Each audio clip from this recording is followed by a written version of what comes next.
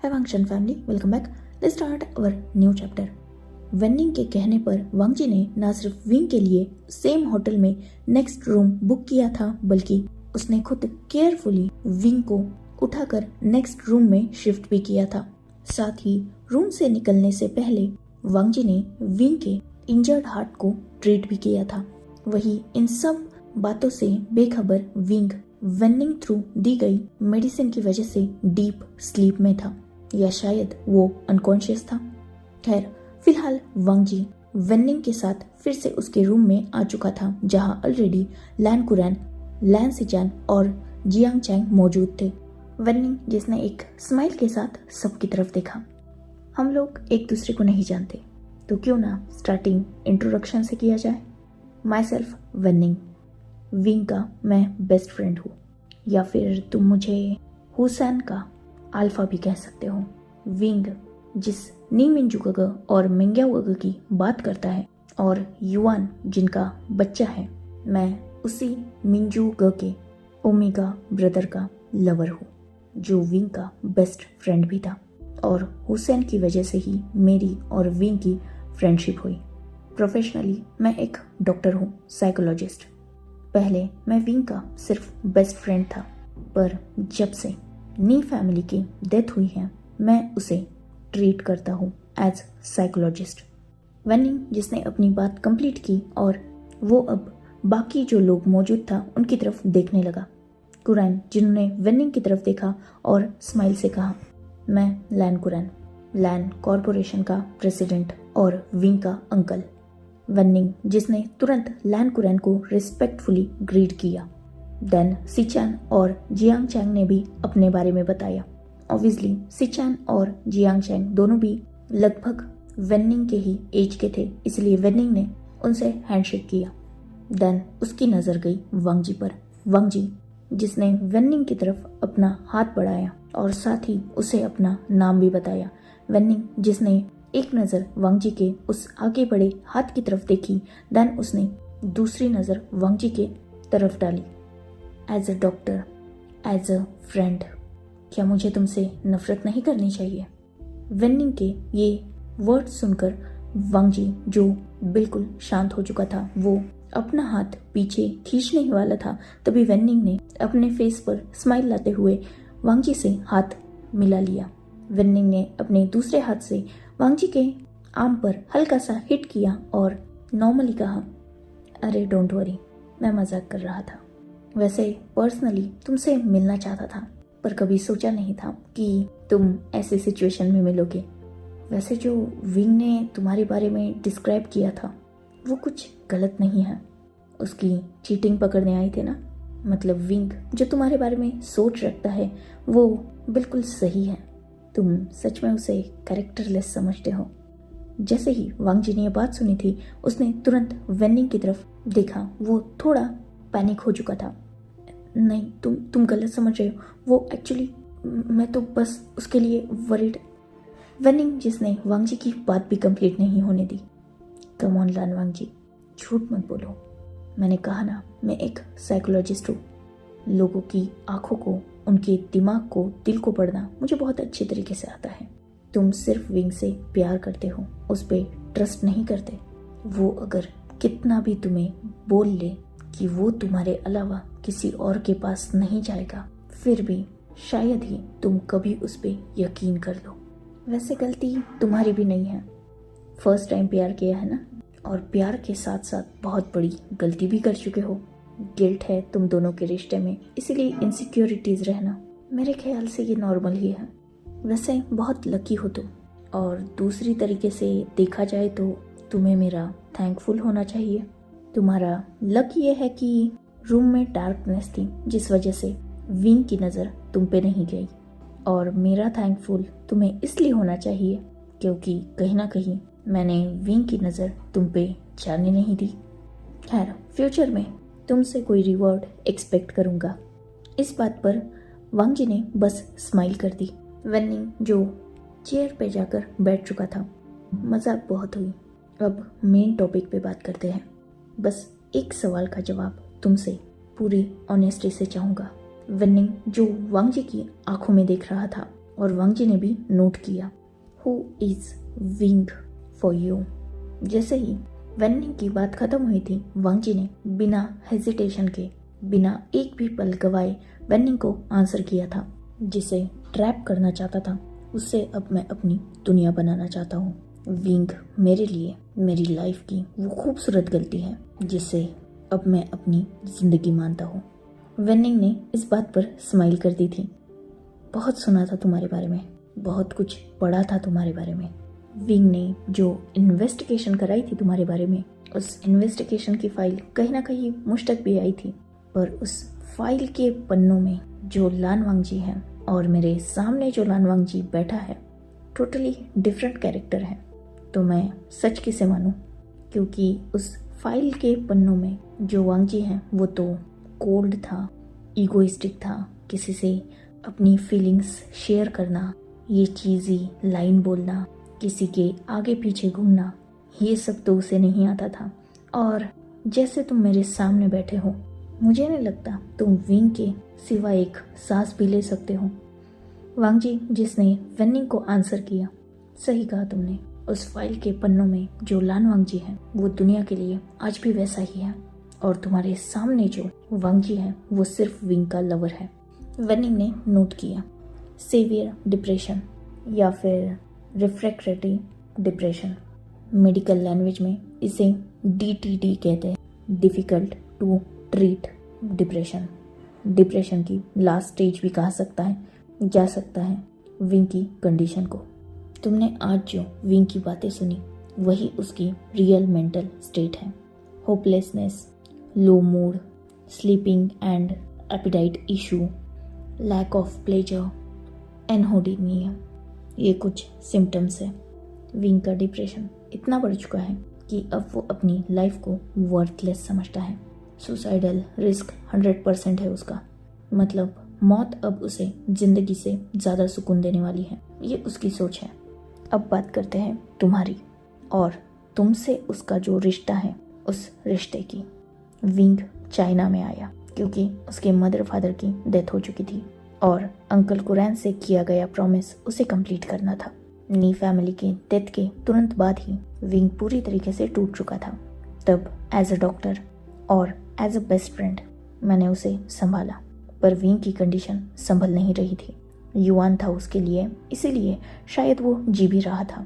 Wing को जितना दुख नी फैमिली की मौत से हुआ है, शायद ही उसे उतना दुख अपने खुद के पेरेंट्स की मौत से हुआ होगा। इसमें गलती उसकी नहीं है, सिचुएशंस की है, खास करके उसके पेरेंट्स की है। उन्होंने विंग को एक वर्स्ट चाइल्डहुड दिया। मैं नहीं जानता कि विंग के मदर फादर की मेंटालिटी क्या थी, पर उन्होंने बचपन से ही विंग को बस ट्रॉमा दिया है।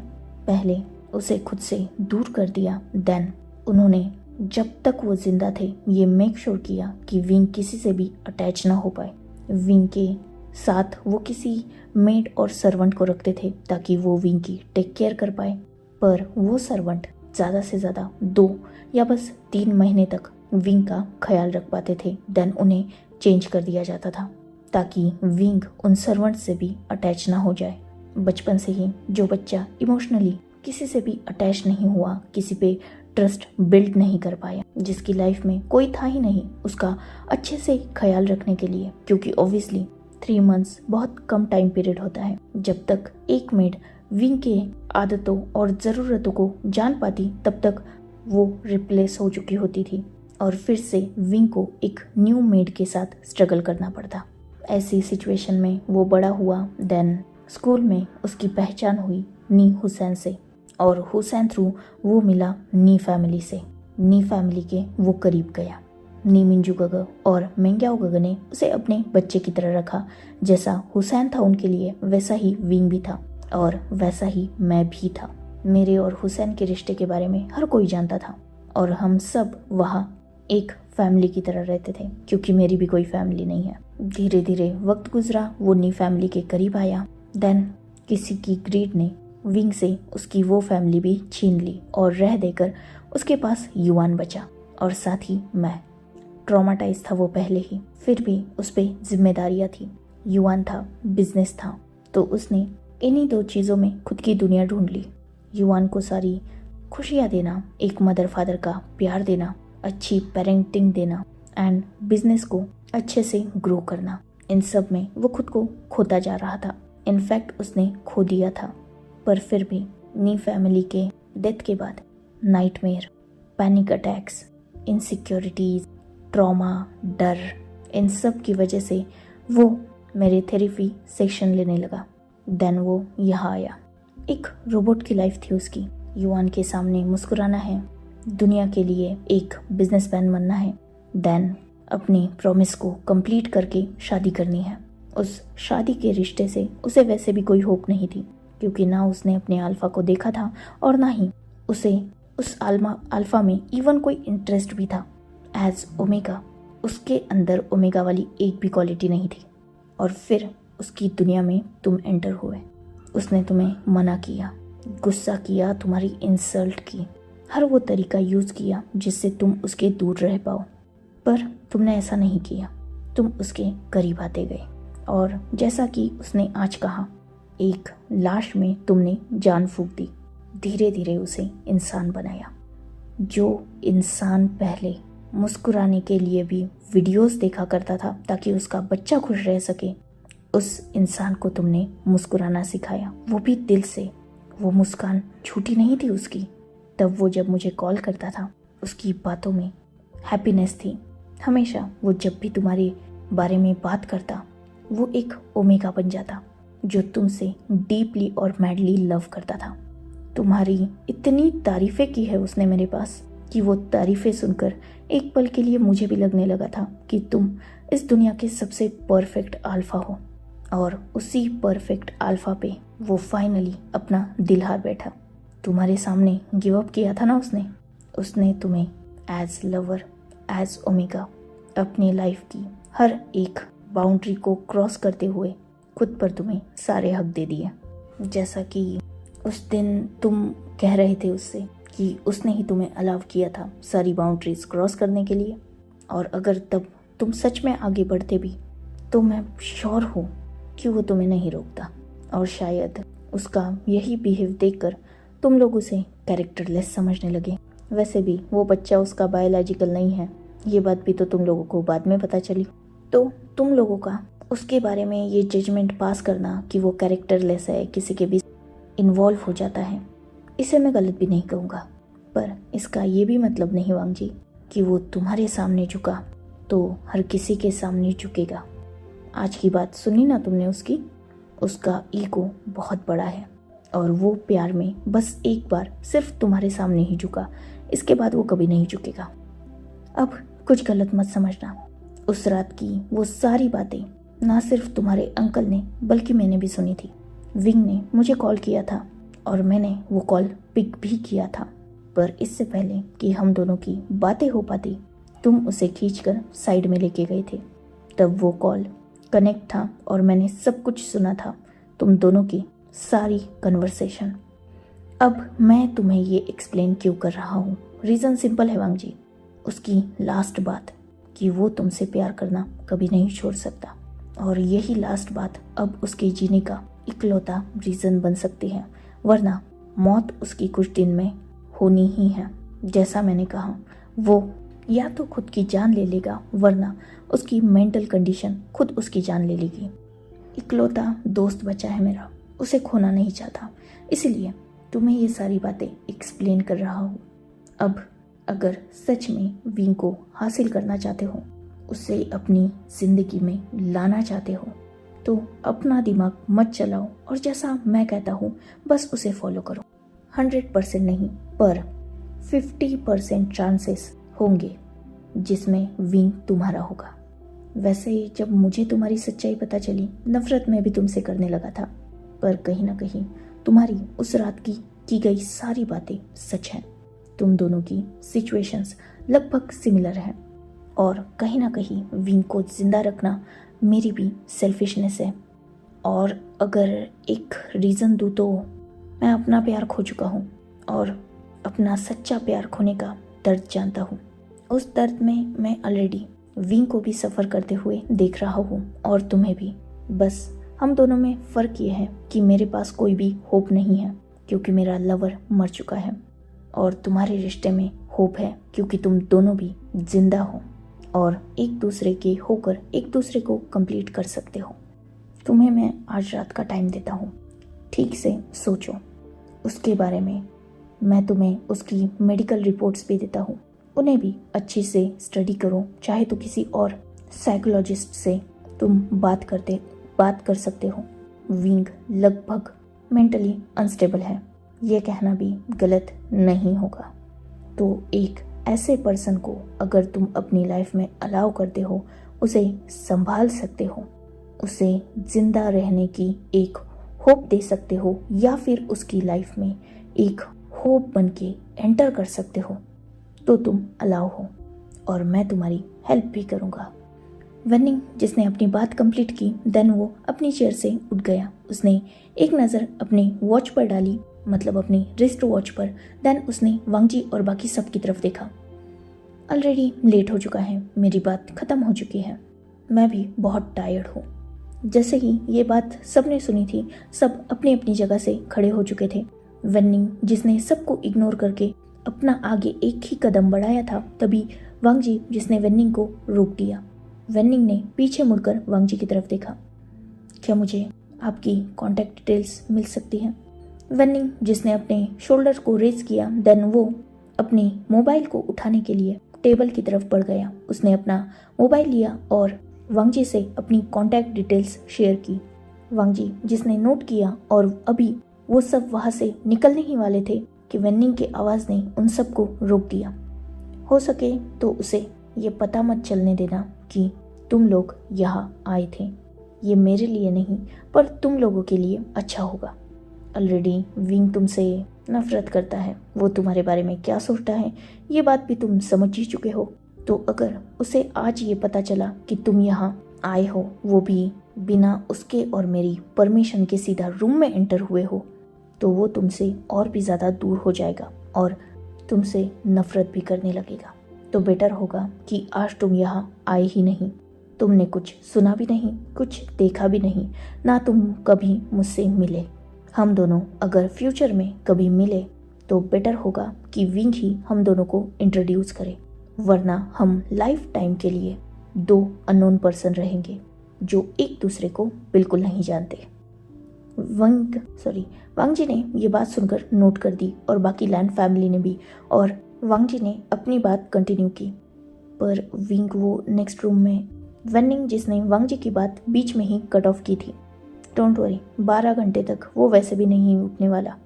फिर भी अगर तुम्हें डर है तो रह सकते हो उसके पास, पर हाँ लगभग आधा एक घंटे पहले ही उसके रूम से निकल जाना। बाकी सिचुएशन मैं संभाल लूँगा। उसे मैं बोल दूँगा कि मैं ही उसे साइड के रूम में लेके गया था और उसे सुला दिया ताकि वो ठीक से सो पाए और मैं भी। डोंट वरी, विंग मुझ पे ब्लाइंड ट्रस्ट करता है, मुझ पे वो कभी भी डाउट नहीं करेगा। वैसे तुमसे एक बात में मैं इंटरेस्ट हूँ, तुम्हारी वजह से विंग एटलीस्ट टाइम पे खाना खाना सीख चुका है, वरना पहले तो वो हमेशा अपने मील को स्किप करता था।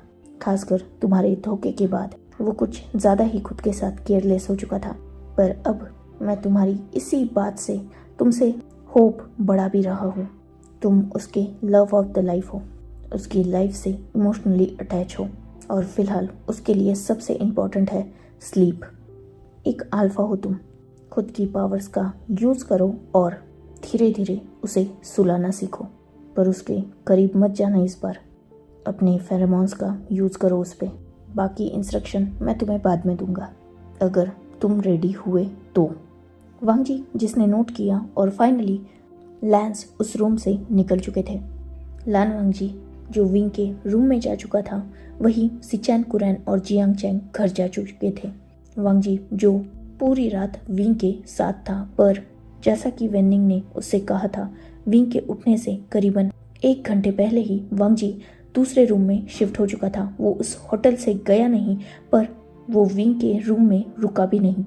उसने वेनिंग को कॉल करके ये कंफर्म किया था कि विंग उठा या नहीं, और जब वेनिंग थ्रू उसे पता चला कि विंग उठ चुका है, वो चुपचाप जाके एक कार में विंग का इंतज़ार करने लगा। और इस बार ये कार लैन फैमिली से बिलोंग नहीं करती थी, जिस वजह से विंग भी उसे पहचान नहीं सका। विंग जब मॉर्निंग में घर पहुंचा, उसके करीबन आधे घंटे बाद वांगजी ने मेंशन में एंट्री की थी, जिससे विंग को कुछ भी पता न चले। विंग, जिसकी उस मेडिसिन की वजह से नींद कंप्लीट हो चुकी थी, वो नेक्स्ट डे थोड़ा रिफ्रेशिंग फील कर रहा था, जिस वजह से वो आज थोड़ा शांत भी था। अपने बच्चे को उठाकर उसे फ्रेश करके विंग ने पूरी फैमिली के साथ ब्रेकफास्ट किया। देन विंग अपने ऑफिस के लिए निकल गया और आज वांगजी ने भी उसके साथ जाने की जिद नहीं की, क्योंकि उसे वेन्निंग से मिलने जाना था। वेन्निंग और विंग एक कैफे में मिले, जहां वांगजी और वेन्निंग एक कैफे में मिले, जहां वेन्निंग ने वांगजी को विंग के आसपास कैसा रहना है, कैसे विंग को सिक्योर्ड फील कराना है, कैसे उसे हैंडल करना है, इन सब चीजों की कुछ बेसिक नॉलेज दी, ताकि वांगजी विंग के सामने प्रॉब्लम नहीं बल्कि उस प्रॉब्लम का सल्यूशन बन के जा पाए। वांगजी ने वेन्निंग की सारी बातें ठीक से सुनी और उसी दिन से वांगजी उन बातों को फॉलो भी करने लगा। जैसे पहले वांगजी अक्सर विंग के ही ऑफिस में रहता था, पर वांगजी ने अब ऐसा नहीं किया। उसने अपना ऑफिस शिफ्ट कर लिया, मतलब अब वो उस ऑफिस में अपना वर्क करता था जहां विंग ने उसे दिया था। पर वेन्निंग ने वांगजी से ये भी कहा था कि विंग का फूड साइकिल उसे ठीक रखना है, इसीलिए वांगजी विंग के लिए हेल्दी साथ ही टेस्टी फूड हर रोज ऑफिस में मंगवाने लगा था, जिससे विंग की डाइट भी अच्छी रहे और उसका मूड भी थोड़ा फ्रेश रहे। साथ ही वांगजी अपने वर्क पे भी ध्यान दे रहा था। विंग पर ज़्यादा वर्कलोड ना आए, वो ज़्यादा गुस्सा ना करे, उसके आसपास के लोग भी उसे ज़्यादा गुस्सा ना दिलाए, घर पे भी एक हेल्दी माहौल हो, इन सब चीज़ों का वांगजी ध्यान रख रहा था। साथ ही लैन फैमिली भी उसकी हेल्प कर रही थी। इन सारे चेंजेस को करीबन 5 दिन बीत चुके थे और धीरे धीरे विंग भी ये सारे चेंजेस फील कर रहा था। पहले ही दिन विंग ने ये नोटिस कर लिया था कि वांगजी का स्टफ आज उसके ऑफिस में नहीं है और वांगजी जहां उसके ऑफिस में बैठता है वो जगह खाली है। विंग ने इस बारे में जब शुयांग से पूछा था तो शुयांग ने विंग को बताया कि वांगजी अपने ऑफिस में शिफ्ट हो चुका है। इसे जानकर विंग को कुछ ज्यादा फर्क नहीं पड़ा था, इनफैक्ट उसके लिए तो ये अच्छा ही था। पर अब विंग बहुत सारी चीजें धीरे धीरे नोटिस करने लगा था। जैसे अगर विंग अब वांगजी के सामने भी किसी अल्फा से बात करता तो वांगजी नॉर्मल रिएक्ट करने की कोशिश करता। विंग के ऑफिस में ज्यादा वांगजी इंटरफेयर करने की कोशिश नहीं कर रहा था। धीरे धीरे वो विंग को एक सेफ माहौल देने की कोशिश कर रहा था। साथ ही नाइट में विंग अपने रूम में जाए उससे पहले ही वांगजी उस रूम में जाता और अपने स्मूथिंग फेरोमोन्स को उस रूम में स्प्रेड करता। साथ ही युआन के पास जाकर भी वांगजी युआन को नाइट को हक करता, ताकि युआन की बॉडी पर उसके फेरोमोन्स आ जाए, क्योंकि ऑब्वियसली विंग युआन को अपने पास लेकर सोता है। धीरे धीरे ऐसे ही कुछ चेंजेस जो विंग भी फील कर सकता था। पहले वांगजी विंग के हमेशा पास जाता, उसे हर छोटी बात पर इरिटेट करता, उससे सवाल पूछता, उसे लगातार परेशान करता, उसकी लाइफ को कंट्रोल करने की कोशिश किया करता। पर अब वांगजी ने वो सब कुछ बंद कर दिया था। वो बस अब विंग को हो सके उतना स्ट्रेस फ्री रखना चाहता था। धीरे धीरे ऐसे ही वक्त गुजर रहा था और अब लगभग 20 दिन कंप्लीट हो चुके थे। विंग ने इन 20 दिनों में अपनी लाइफ में बहुत सारे चेंजेस देखे थे। पहले विंग को जो वांगजी को देखकर गुस्सा आता था, अब वो गुस्सा कहीं ना कहीं कम होने लगा था। पहले विंग को वांगजी को अपने आसपास देखकर इरिटेट फील होता था, पर अब वो फीलिंग भी बंद हो चुकी थी। पर जहाँ ये फीलिंग एक तरफ अच्छी थी, वही दूसरी तरफ विंग अपनी लाइफ में कुछ ना कुछ मिस भी कर रहा था। जैसे उसे पहले पसंद नहीं आता था कि वांगजी हर उसके मैटर में इंटरफेयर करता है, पर अब कहीं ना कहीं वो वांगजी की वही इंटरफेरेंस मिस भी कर रहा था। हाँ, हर मैटर में नहीं, पर कुछ मैटर में अब विंग वांगजी की अटेंशन, उसकी इंटरफेरेंस चाहता था, पर वो बोल नहीं पाता था। पहले वांगजी विंग के पास हर छोटी से छोटी गलती लेकर आ जाता था, इवन स्पेलिंग मिस्टेक्स भी। पर अब वांगजी ने वो सब कुछ भी बंद कर दिया था। वो ऑफिस में बिल्कुल प्रोफेशनली बिहेव करता था। पहले की तरह चाइल्डिश बिहेव उसने टोटली छोड़ दिया था, पर उसने अपनी हरकतों में जो विंग की केयर है उसे दिखाना भी छोड़ा नहीं था। विंग को टाइम पे खाना खिलाना, उसे घर लेके जाना, उसके साथ पहले की तरह फ्लर्टी नहीं बल्कि नॉर्मल बातें करने की कोशिश करना, विंग से ज़्यादा टची ना होना। पहले वांगजी विंग पर फोर्स यूज करने की कोशिश करता था, पर अब वांगजी ने उसे भी टोटली छोड़ दिया था। अब वो विंग का हाथ भी शायद ही बहुत होल्ड करता था। वांगजी के अंदर ये चेंजेस हुए अब करीबन 1 मंथ हो चुका था। वांगजी बिल्कुल पोलाइट बिहेव करता था, विंग को हो सके उतना सिक्योर करने की कोशिश करता था। साथ ही लैन फैमिली भी विंग के साथ अच्छा बॉन्ड क्रिएट करने लगी थी। विंग को फैमिली की इम्पोर्टेंस समझाना, उसे फैमिली के करीब रखना, उसे खुश रखना, उसे अपने फैमिली का पार्ट मान के कभी कभी उसे डांट भी देना और कभी कभी उसकी छोटी खुशियों के लिए कुछ छोटा मोटा कदम उठाना, ये सब कुछ लैन फैमिली भी करती थी, जिस वजह से धीरे धीरे विंग नॉर्मल हो रहा था। और ये चेंजेस अब वेनिंग भी देख सकता था विंग में। अभी भी विंग का वेनिंग के पास जाना बंद नहीं हुआ था।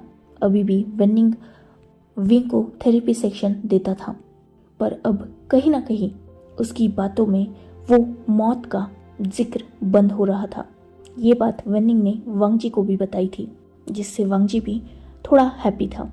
1 मंथ तक वेनिंग ने वांगजी को जो कुछ भी कहा, वांगजी ने वो सब कुछ करने की कोशिश की थी। और आज वेनिंग ने विंग को टेस्ट करने के बारे में सोच लिया था, ताकि उसे भी पता चल सके कि अब विंग की मेंटल स्टेट कितने हद तक सही हुई है। उसने वांगजी को विंग के लिए एक डिनर डेट अरेंज करने के बारे में बोला। वांगजी जो इस बारे में जानकर मान गया। साथ ही वेनिंग ने वांगजी को ये भी बोला था कि उसे विंग को फोर्स नहीं करना। वांगजी ने बिल्कुल ऐसा ही किया। आज जब वो विंग को ड्राइव करके ऑफिस ले जा रहा था, तब बीच रास्ते में वांगजी ने विंग से पूछा कि क्या वो उसके साथ डिनर पर चलना चाहेगा। जैसे ही ये बात विंग ने सुनी थी, उसने वांगजी की तरफ देखा। वांगजी जिसने तुरंत विंग से कहा कि ये कोई फोर्स नहीं है और ना ही वांगजी विंग को कोई डरा धमका रहा है, इसमें प्योरली विंग की मर्जी इंक्लूड होगी। अगर विंग चाहेगा तो वो चल सकता है, नहीं तो वो वांगजी को रिफ्यूज करेगा, फिर भी चलेगा। वांगजी उस बात का बुरा नहीं मानेगा। और अगर विंग को इस सवाल का जवाब देने के लिए कुछ वक्त भी चाहिए तो वांगजी विंग को वो वक्त भी देगा। विंग जिसने इस सवाल का कोई जवाब नहीं दिया। वो दोनों भी ऑफिस पहुंचे और वांगजी जिसने पार्किंग में अपनी कार पार्क की, वो विंग के साथ उतरने ही वाला था, तभी विंग ने बिना वांगजी की तरफ देखे डिनर के लिए हाँ बोल दिया।